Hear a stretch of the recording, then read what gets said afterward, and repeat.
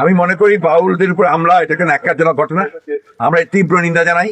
তাদের উপরে হামলাটা এটা একটা উগ্র ধর্মান্ধদের হামলা বলে আমি মনে করি, এবং এটা উগ্র ধর্মান্ধদের হামলা বলে আমি মনে করি, এবং এটা মির্জা কাক্কু, এদেশে মুসলমানদের মেনে নিতে কষ্ট হয়, ভাবতেও কষ্ট হয়।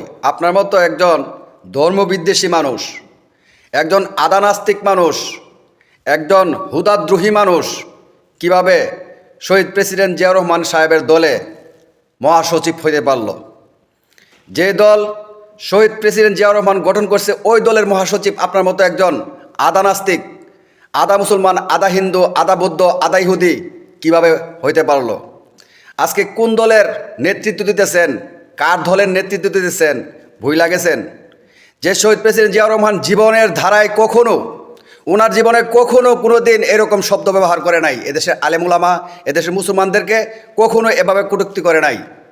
আজকে যাদের পক্ষ নিয়ে মুসলমানদেরকে মৌলবাদ বলতেছেন, ধর্মান্ধ বলতেছেন, আপনার সাথে চ্যালেঞ্জ, পৃথিবীতে যতগুলো ধর্ম আছে, যতগুলো ধর্মের মানুষ আছে, সকল ধর্মের প্রতি সম্পূর্ণ ঈমান আনতে গেলে, সকল ধর্মের সম্পূর্ণ ওই ধর্মের ব্যক্তি হইতে গেলে প্রত্যেকেই উক্ত ধর্মের প্রতি অন্ধ হইতে হয়। অন্ধ হয়েই মানুষ হিন্দু হয়, অন্ধ হয়েই মানুষ বুদ্ধ হয়, ইহুদি হয়, খ্রিস্টান হয়, নাসারা হয়। আর মুসলমানদের বেলা আরও কঠিন। কোনো ব্যক্তি ধর্মের প্রতি সন্দেহ রেখে যা দেখছি তার উপর, যা দেখি নাই তার উপর, যা ঘটতেছে তার উপর, যার ঘটে নাই তার উপর ঈমান আনবো, আর যা দেখি নাই তার উপর ঈমান আনবো না। আপনাকে একটু প্রশ্ন করি কাকু, আপনি যে বাপের হালাল দাদা সন্তান, আপনি যাকে বাপ ডাকছেন, সে যে আপনার বাপ, আপনার এটা গ্যারান্টি কি? আপনি তো ওই জায়গায় অন্ধভাবে বিশ্বাস করছেন, আপনার বাপকে অন্ধভাবে বাপ হিসাবে স্বীকৃতি দিচ্ছেন। আপনি কি তাকায় তাকায় দেখছিলেন ওইটা আপনার বাপ? যে বাপে আপনার জন্ম দিছে, তখন কি আপনি তাকায় তাকায় ভিতর থেকে দেখছিলেন এটাই আপনার বাপ? আপনি ওই গ্যারান্টি দিতে পারবেন? আপনি অন্ধভাবে বাবাকে মানতে পারেন, অন্ধভাবে শহীদ জিয়াকে মানতে পারেন, অন্ধভাবে দুনিয়া সব কিছু মানতে পারেন, কিন্তু ধর্মের বেলা দু চোখ বড় বড় জায়গাগুলো দেখেন, যেটা সুবিধা মনে হয়, যেটা আপনাদের পক্ষে যায় ওইটা মানবেন, যেটা বিপক্ষে যায় ওইটা মানবেন না।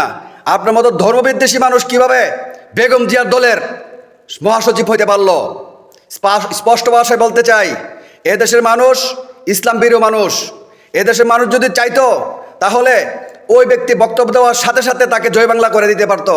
এদেশের ইসলাম মানুষ, ধর্মপ্রিয় মানুষ, আইনের প্রতি শ্রদ্ধাশীল। এদেশের আইনের প্রতি শ্রদ্ধাশীল বলে আপনারা দুর্বলতা ভাইবেন না, এদেশের মুসলিমদেরকে দুর্বল ভাইবেন না। এদেশের মুসলমানদের উপর ইমানের দায়িত্ব ছিল তাকে ওই বক্তব্য সাথে সাথে জয় বাংলা করে দেওয়া, কিন্তু এদেশের মানুষ ধৈর্যের পরীক্ষা দিছে, এখনও ধৈর্যের পরীক্ষা দিয়ে আসতেছে। আর সেই ধৈর্যের পরীক্ষাকে আপনারা দুর্বল ভাবতেছেন, তাদেরকে আপনারা ধর্মান্ধ বলতেছেন। কত বড় স্পর্ধা আপনার! আপনি শহীদ জিয়ার দলের মহাসচিব হয়ে, ওই দলের একটা এত বড় মাপের নেতা হয়ে আপনি এই শব্দগুলা কীভাবে ব্যবহার করেন? সময় আসতেছে বাজি, সময় খুব সন্নিকটে। এদেশে মুসলমান আপনাদেরকে বুড়িগঙ্গায় নিক্ষেপ করবে, এমনভাবে আপনারা এদেশের মধ্যে পরাজিত হবেন, এমনভাবে আপনারা এদেশের মধ্যে লাঞ্ছিত হবেন। এদেশের মুসলমান ধরে না, ধরলে কিন্তু ছাড়ে না, পাতালে গেলেও খুঁজা বের করে। আপনার গুনাহ, আপনার বাবার গুনাহ, আপনার মার গুনাহ, আপনার দাদার গুনাহ, আপনার দাদির গুনাহ, 14 গোষ্ঠীর গুনাহ যেদিন ধরবে ওই দিন মাফ করিয়ে ছাড়বে।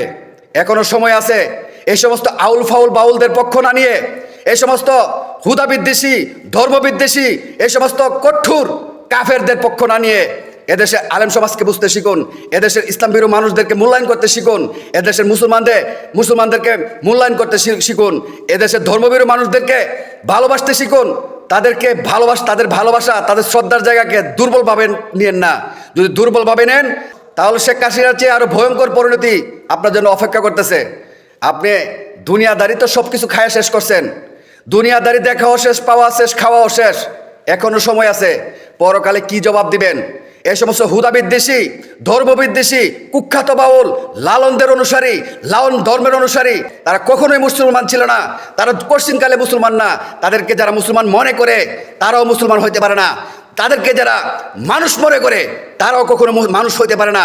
আপনার মতো যে ব্যক্তিরা আছে রাজনীতি ব্যবসা করতেছেন, এদেশের স্বাধীনতার পর থেকে এই পর্যন্ত এই সমস্ত বাউল আউল ফাউল নাস্তিকদেরকে এদেশের মধ্যে প্রোটোকল দিয়ে দিয়ে দেশটাকে একটা নাস্তিকতা এবং ধর্মের প্রতি বিদ্বেষ সৃষ্টি করা ব্যক্তিদেরকে দিন দিন প্রমোট করে করে এই সমস্ত আউল ফাউল বাউলদেরকে দিয়ে দেশটা একটা অন্ধকারের দিকে নিয়ে গেছেন।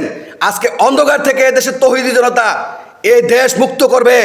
আপনাদেরকে প্রয়োজনে বুড়িগঙ্গায় নিক্ষেপ করবে, আপনাদের অস্তিত্ব সামনে খুঁজে পাবেন না। এখনো সময় আছে, এখনো সময় আছে বক্তব্যের জন্য। এই বক্তব্যের জন্য আপনি ক্ষমা চাইতে হবে, নয়তো এর পরিণতি, কঠিন পরিণতি আপনাকে বুক করতে হবে। ইনশাআল্লাহ, ইনশাআল্লাহ।